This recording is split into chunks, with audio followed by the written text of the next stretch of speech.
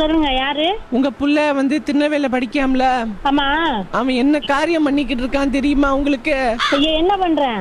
வாசல்ல கோலம் போட்டுக்கிட்டு இருந்தேன். என்கிட்ட வந்தான். நீங்க ஒழுங்கா புள்ளி வைக்கீங்களா இல்ல உங்களை நான் கிள்ளி வைக்கவான்னு சொல்லுங்க. எங்க இருந்து பேசுறீங்க? திருநெல்வேலியில இருந்து பேசுதான். எனக்கு 60 வயசு ஆகுது. 60 வயசு ஒரு புள்ள கிடைச்சதுல என்ன செய்வாங்க?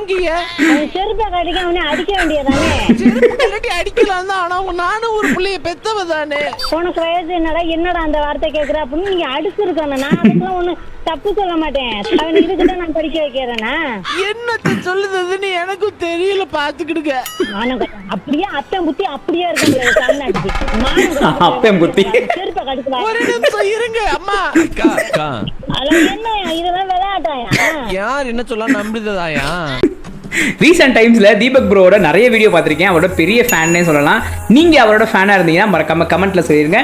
டடா பாய்.